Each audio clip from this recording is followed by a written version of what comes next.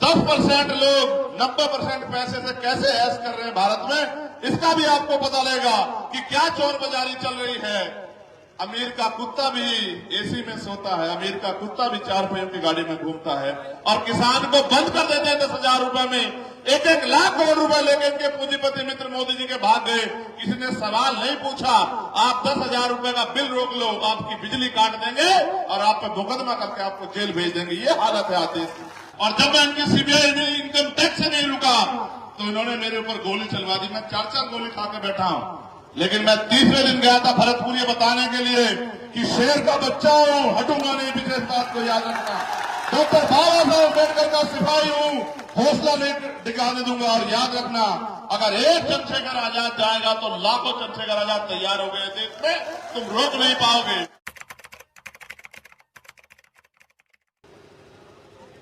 देखो, ये लोकतांत्रिक प्रदेश और देश है।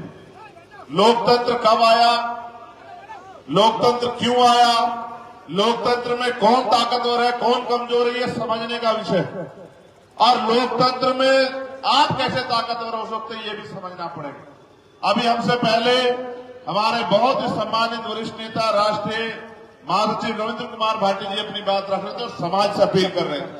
उनसे पहले तमाम हमारे पार्टी के वरिष्ठ सभी नेताओं ने अपनी बात रखी, संगठन के लोगों ने बात रखी, फिर हमारे यहाँ के प्रत्याशी बोले, उन्होंने आपसे बात रखी। लेकिन मुझे आपसे कुछ और कहना है।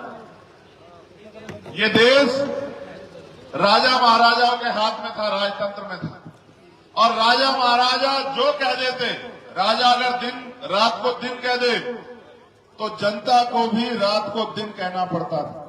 राजा अगर दिन को रात कह दे तो प्रजा को भी दिन को रात कहना पड़ता था, क्योंकि अगर रहना था उनके प्रदेश में, उनके राज्य में, तो उनके हिसाब से चलना था। फिर एक ऐसा उजाला निकला, एक ऐसा सूर्य निकला, एक ऐसे रहबर पैदा हुए जिनको हम डॉक्टर बाबा साहब अम्बेडकर के नाम से जानते हैं।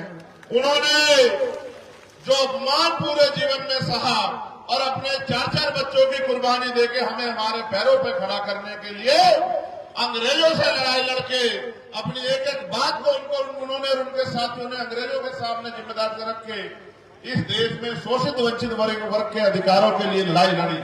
और एक दिन ऐसा समय आया कि देश आजाद हुआ और भारत में लोकतंत्र स्थापित हुआ। जब मिला वोट का अधिकार तो सब लोग चले गए विरोध में। कोई कहता वोट का अधिकार उसको मिले जो जमींदारी करता है, कोई कहता उसको मिले जो व्यापारी है, कोई कहता उसको मिले जो बहुत पढ़ा लिखा है, कोई कहता उसको मिले जो लगान देता है। डॉक्टर बाबा साहब अम्बेडकर ने कहा कि अगर चंद लोग फैसला करेंगे कि उनका नेता कैसा होगा, उनका विधायक कैसा होगा, उनका सांसद कैसा होगा, तो ये लोकतंत्र नहीं होगा। अगर पूरी जनता फैसला करेगी और जनता जिसके पक्ष में ज्यादा होगी, जिसको वोट ज्यादा देगी, वो अगर इस तरह से चुना जाएगा तो फिर माना जाएगा कि भारत में लोकतंत्र है। सम्मानित साथियों, ऐसा ही हुआ। आपको जानकारी भी तो नए नौजवान लोगों को नहीं होगी, इसलिए आपसे कह रहा हूं। पहले वोट देने की उम्र थी 21 साल, फिर इसमें चेंज हुआ और वोट देने की उम्र तय हुई कितनी, 18 साल। पहले 18 साल का व्यक्ति नहीं दे सकता था, फिर ये अधिकार आया, दोबारा से इस पे चेंज हुआ। 18 साल का व्यक्ति बालिग माना जाएगा, वो वोट देके सरकार चुनेगा। आज हमारे बहुत सारे नौजवान हैं जो 18 साल पार करके पहली बार वोट देने जाएंगे। फैसला आपको करना है। देखो, हम राजतंत्र में दूसरे लोगों के डंडे से हाके जाते थे। गांव में बैठा एक जमींदार डंडा उठा देता, हमारे लोग कमजोर किसान पीछे हट जाते।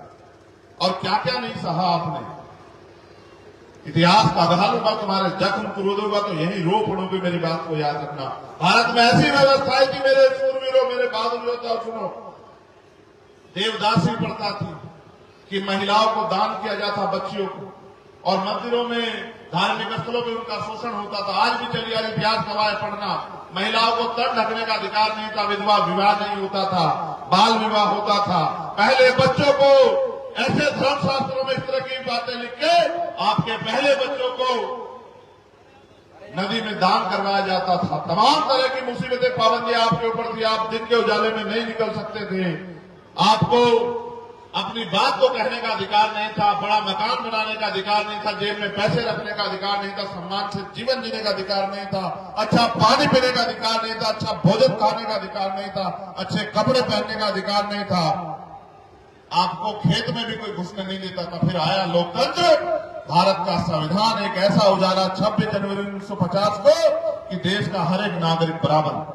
लेकिन जब संविधान सभा में बाबा साहब अम्बेडकर स्पीच दे रहे थे तो उन्होंने कहा कि राजनीति में वन वोट वन वैल्यू, राजनीति में तो बराबरी हो जाएगी, लेकिन जब तक देश में सामाजिक गैर बराबरी रहेगी, जाति के आधार पर छुआछूत भेदभाव रहेगा, ऊंच नीच रहेगी और आर्थिक गैर बराबरी रहेगी, अगर हमने इस विषमताओं को दूर नहीं किया तो अंततः संविधान जो है ये लोकतंत्र, राजनीतिक लोकतंत्र, सामाजिक लोकतंत्र नहीं बन पाएगा और एक समय ऐसा आएगा कि हमारे लोकतंत्र पे खतरा मंडरा जाएगा। अब गौर करो कैसे आया खतरा।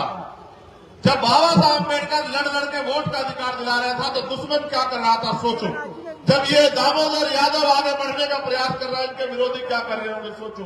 इनके विरोधियों ने क्या किया, इनके खुद की जाति का एक प्रत्याशी एक पार्टी से उसको पैसा दिला के टिकट दिलवा दिया कि आजा लड़, हरा दे दामोदर को किसी तरह से। ये षड्यंत्र है।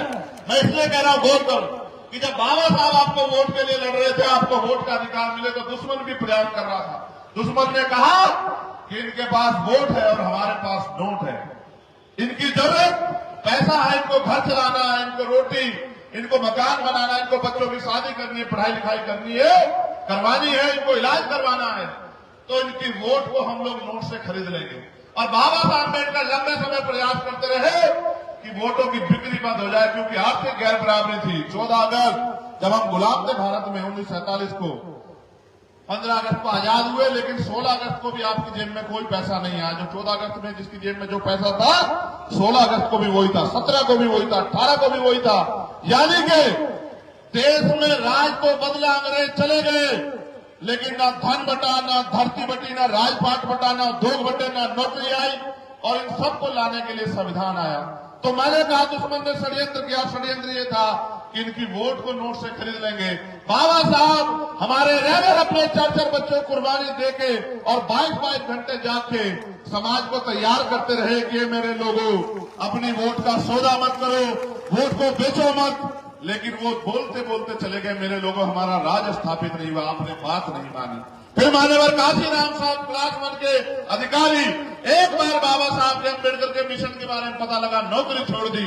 आज हमारे लोग नौकरियों के पीछे भागते हैं, कहते हैं नौकरी पहले मिशन बाद में। मान्यवर काशीराम साहब ने क्लास 1 की नौकरी छोड़ दी, साइंटिस्ट थे, और कहा मैं समाज को पैरों पे खड़ा करूंगा। मैं अकेला व्यक्ति बहुत अच्छा भोजन खा रहा हूं, बहुत अच्छी सुविधाओं, मेरा समाज मिट्टी में मिला हुआ है, मेरा समाज अपमान सह रहा, मैं चैन से नहीं बैठूंगा। गली गली निकले, आपके क्षेत्र में आएंगे सेवड़ा के मेरे लोगों, और लोगों को जाके समझाया कि उठ जाओ, खड़े हो जाओ। और एक नारा देते थे वो कि वोट की रक्षा बहन बेटी की रक्षा की तरह करनी है। कैसे करनी है, कैसे करनी है बताओ। उनका उद्देश्य क्या था कि बाबा साहब अम्बेडकर जो पीड़ा महसूस करते थे कि वोट हमारे पास है, नोट इनके पास है, ये हमारी वोट को नोट से खरीद रहे हैं। उन्होंने नारा इसने दिया कि लोग वोट को बेचना बंद करें, वोट की शक्ति समझे। और एक समय आया कि लोगों ने वोट बेचना बंद कर दिया, और एक समय आया कि हम राजनीतिक रूप से ताकतवर होने लगे। दुश्मन ताकतवर है, समझदार है। फिर उसने करा क्या, इस बात को भी समझ लो।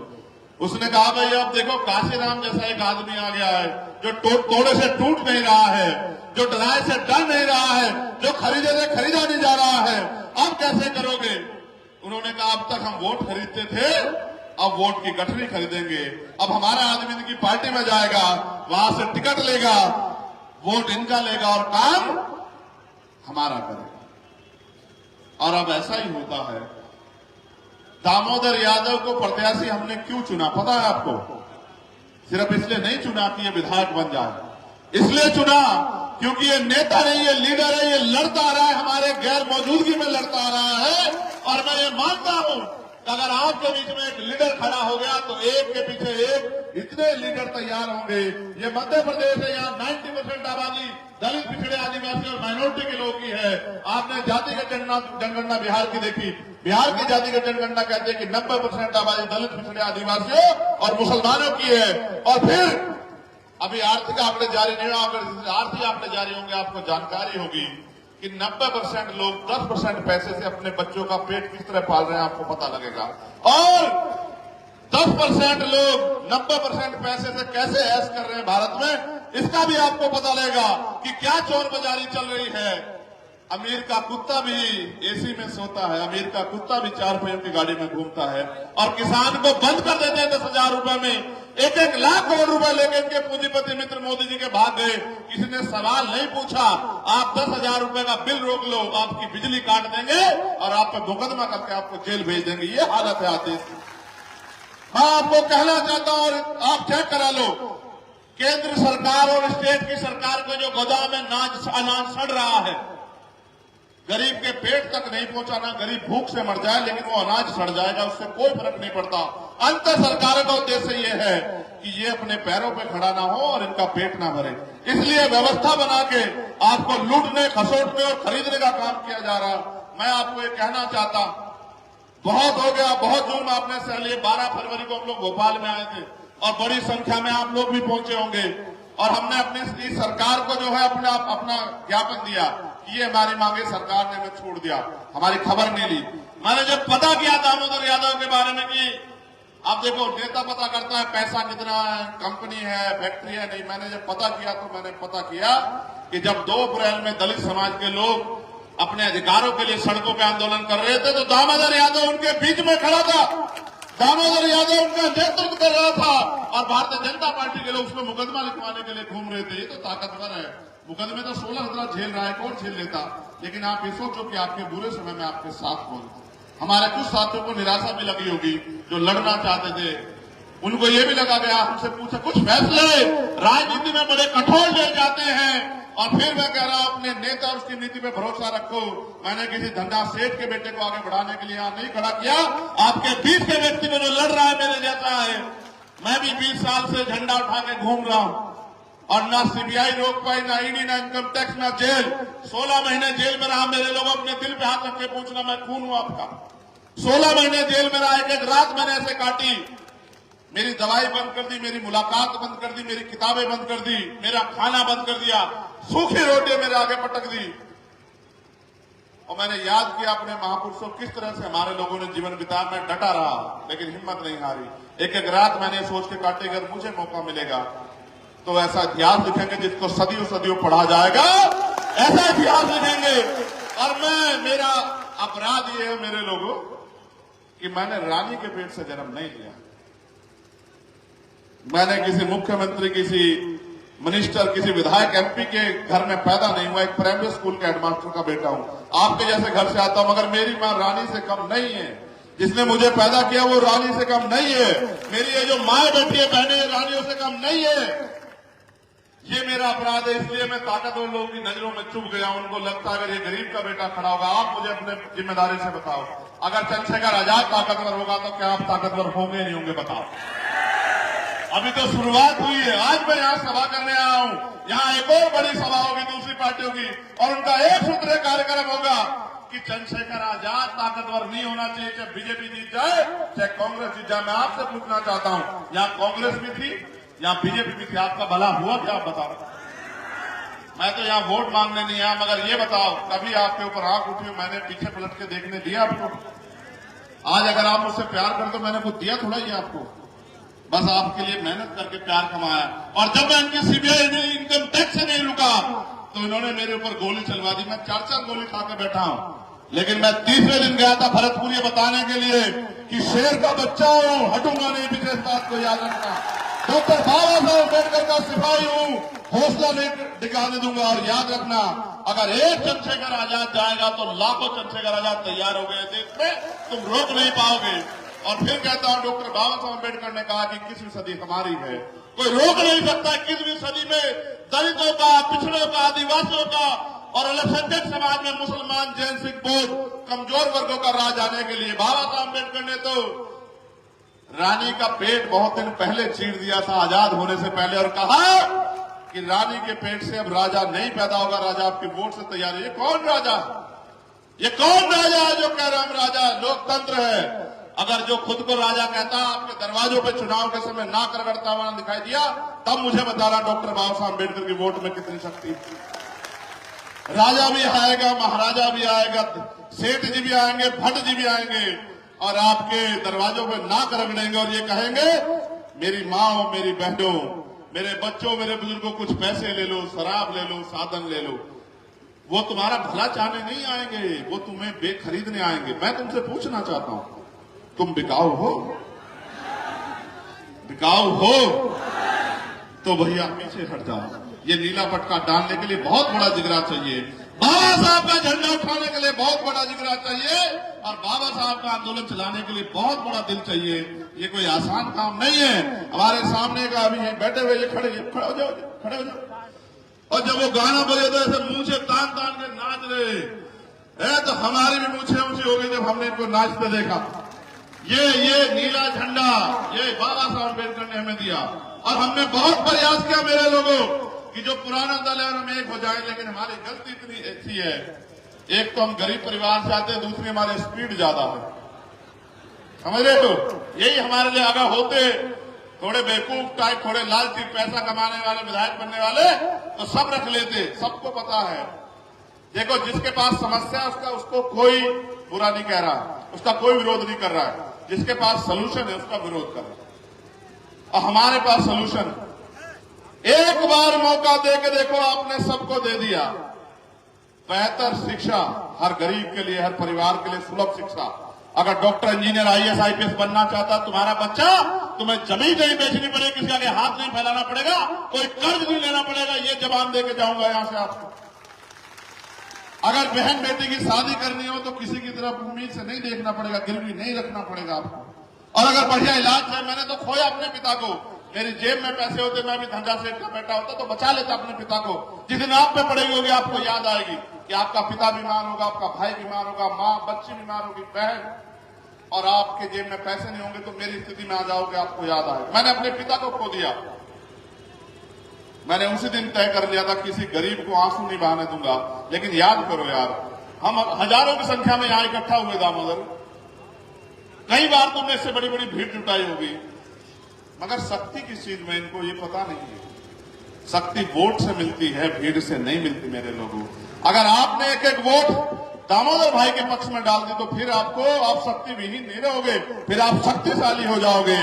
वरना मेरी सभाओं में आते रहो, खूब नारा लगाते रहो। मैं रास्ते में रुका, गुजर समाज के बहुत सारे लोग थे, जय भीम जय मीर बोल के नारे लगा रहे थे, माला घेरे थे। मैंने उनको भी समझाया कि माला मेरे गले में कितनी डाल दो, कुछ नहीं होगा, बहुत नारे लगा लो, कुछ नहीं होगा। जब तक आप गली में निकल के, गांव में निकल के, और जो रूठे नाराज लोग हैं उनको तैयार करके अब एक एक वोट आजाद समाज पार्टी के समर्थन में और केतली निशान पे 17 तारीख को नहीं डालोगे तो चंद्रशेखर आजाद को गोलियां खानी पड़ेगी। क्योंकि जब तक मेरे पास ताकत नहीं होगी तब तक मैं गोलियां तो खाऊंगा। लेकिन सोचो, अगर हमारे पास ताकत होगी तो कोई आप पे गोली चला देगा क्या? आप बताओ। मेरा छोड़ो, चलो छोड़ो, मरना है चंद्रशेखर आजाद को जब वो इस मिशन में निकला है, बहुत सारे हमसे पहले चले गए। आप मुझे बताओ, आपका भविष्य क्या है इस देश में? जब संविधान नहीं होगा, जब लोकतंत्र नहीं होगा, जब वोट का अधिकार नहीं बचेगा, आपको कौन कुर्सी देगा? कमजोर किसानों के बच्चों बताओ, आपको कौन बैठना देगा? आपको कौन दफ्तरों में घुसना देगा? आज पैसे वाले लोग 1 महीने में आपके दोस्त बनेंगे। उनसे पूछो 4 साल 11 महीने कहां थे जब चंद्रशेखर आजाद की चमड़ी उतारी जा रही थी आपकी लड़ाई लड़ने के नाम पर, तब वो कहां थे?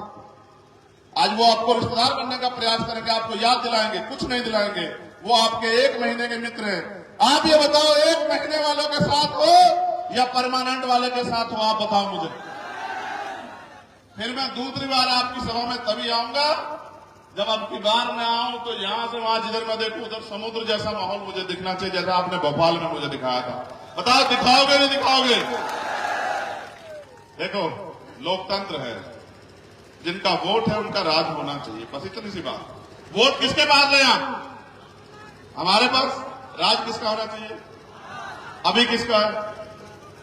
दुश्मन से उम्मीद करते हो कि किसानों को अच्छी फसल के दाम देगा? दुश्मन से उम्मीद करते हो तुम्हें न्यूनतम वेतन देगा? दुश्मन से ये उम्मीद जरूर करो कि अगर तुम मेहनत मजदूरी करके वेतन मांगने जाओगे तो तुम्हारी खाल खींच के भूस भर देगा। दुश्मन से ये उम्मीद तो करो, मगर दुश्मन से ये उम्मीद मत करो कि वो अपना पेट भरेगा। अगर अपना पेट भरना, अपने समाज को पैरों पर खड़ा करना है, और अगर आपको यहाँ ताकतवर बनना है मेरे लोगों, जो आपने 5 साल ना धूप देखी, ना दिन देखा, ना रात देखी, ना आंधी देखी, ना तूफान देखी, क्या मैं जानता नहीं हूं? छोटे छोटे साधनों में किस तरह से हमारे लोगों ने लड़ाई लड़ी। इधर जब मैं सुन रहा था ना तो इसकी भैया की भाषा जो है ना, यहां से मुझे वो याद आ रहे थे। वो कौन से बाबा आपके यहाँ बागेश्वर वाले वो मुझे याद आ रहे थे इनकी भाषा से। जब ये बोल रहे थे तो हम वही पकड़ के शुरू किए। सर पे हाथ रखने से जिंदगी बदले ना बदले, लेकिन बटन दबाने से जिंदगी बदलेगी, ये बात आप याद रखें। मैं किसानों से भी पूछना चाहता हूं, आप चाहते हो दामोदर यादव आगे बढ़े? देखो मेरी बात सुनो, जातियों को तोड़ के नहीं, जातियों को जोड़ के जीत सकते हैं। एक जाति से कामयाब नहीं हो सकते हैं। आप अपनी पूरी 100% लगाना, ये इधर से अपना 100% लगाए, उधर से किसान 100% लगाए और ऐसी मिसाल कायम करना। देखो याद रखना, बहुत चारों तरफ अंधेरा, एक जुगनू जला दो अपने जिले में बस तुम दतिया में, और दामोदर यादव को भेज दो विधानसभा। अब मैंने कहा कि मैंने विधायक नहीं देखा दामोदर यादव, मैंने देखा कि वो लीडर, और अगर उसको मौका मिला तो उसकी छाव में हजारों लोग, तो क्या हमारे छाव में हजारों नेता तैयार नहीं हुए? क्या बताओ आप मुझे। और अभी तो यहाँ भाटी जी और हम और दामोदर भाई और तमाम हमारे नेता बैठे हैं। अभी तो देखो ये गठजोड़ क्या कमाल करके दिखाएगा, आप ध्यान रखें।